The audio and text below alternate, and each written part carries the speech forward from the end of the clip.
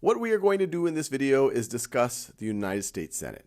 We're going to focus not only on areas where the Senate has special influence where the House of Representatives does not, but we'll also focus on how the Senate actually conducts business. And as we'll see, the processes and the rules that the Senate uses makes it more difficult for a simple majority to do what they want.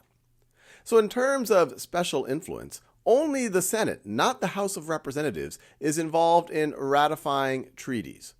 So the executive, the president, they can negotiate a treaty, but it does not become effective, binding from a United States point of view until it is ratified by the United States Senate. And it has to be ratified by a 2/3 supermajority. And this is one of the reasons why it is viewed that the Senate has more influence on foreign relations than the House of Representatives. The other area that the Senate is involved is in confirming appointments. These could be appointments to the president's cabinet. These could also be judiciary appointments. It could be to lower federal courts or to the United States Supreme Court. The House of Representatives, once again, is not involved. But to appreciate just how things go through the Senate, whether we're talking about appointments or even if we're talking about general legislation, let's remind ourselves the overall process. So let's just say that this is a piece of legislation right over here. It could have been drafted by a staffer for a senator, maybe with help from some constituents or from some special interest groups, maybe some lobbyists, and it will be introduced to an appropriate committee by a senator or by a group of senators.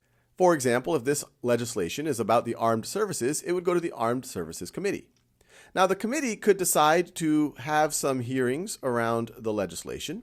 Maybe they bring in the Secretary of Defense. Maybe they bring in some military leaders and ask them questions about their views about whether the legislation is a good idea or not, or they just want general context. Then they might also have some debate, and then they might decide to vote on that legislation. And if that vote passes, if they get a majority in that committee, then it will go to the Senate floor. Now, before we even talk about what happens on the floor of the Senate, because that's where things get really interesting, it's important to point out that even within committee, the leadership has a lot of influence, and the leadership is generally controlled by the majority party. Because the leadership might decide that, hey, you know what, they're not interested in this bill. So instead of going through this process here, they might just decide to table the bill, which kind of just puts it into a limbo. But let's talk about the reality where it does get voted on, it does get a majority, and it goes to the Senate floor. Now, what's going to happen next in the Senate floor is a debate over that bill. And I'm writing debate in caps because the Senate is famous for its debates. And the whole idea of ending a debate so that you can vote is critical inside of the Senate. In order to end a debate, you need something called unanimous consent. Unanimous consent, which is exactly what it sounds like. It has to be unanimous. All of the senators, all 100, have to agree, have to consent to ending the debate so that you can get to a vote. And once you get to the vote, if we're talking about a general piece of legislation, if we're talking about an appointment, then you just need a simple majority. So you just need 51 votes to pass. Now, some of you might be saying, wait, hold on a second. I've always heard that in the Senate, in order to do anything, you need a supermajority. You might have heard the 60 vote number. The reason why you hear that is because many times the folks who do not want to have a vote, especially if they think that the vote is going to go against them, they will decide to not consent to having a vote. And when you don't consent to having a vote, that is known as a hold. And so that one senator, or it could be a group of senators that say, hey, I'm not giving my consent to go to a vote. I want to keep debating on it. They are placing a hold. And this protracted debate is often known as a filibuster, which is a very strange word. It was originally in reference to pirates, but it came to mean folks who are trying to hold up the legislation process. And it's become a mechanism by which the folks who don't want the vote, who might be against the bill, who might be in the minority, they might not have enough votes to defeat the bill, might still try to hold things up.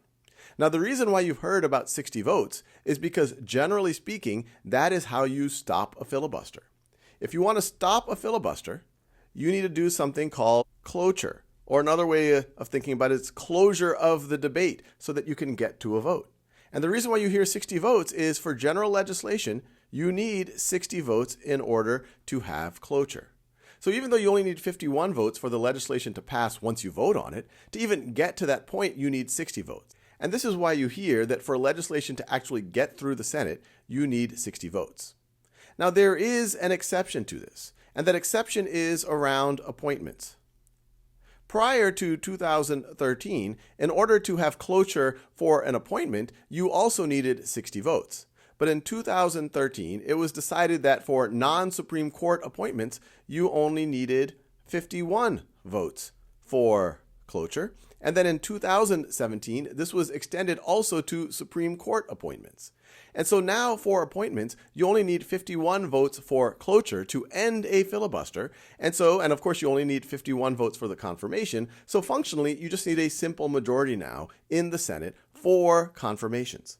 But legislation, you need 60 votes. And of course, for things like treaties, you need a 2/3 supermajority. To convict someone in an impeachment, say the president, you need a 2/3 supermajority. And like the House, if we're talking about overriding a presidential veto or amending the Constitution, you need a 2/3 majority.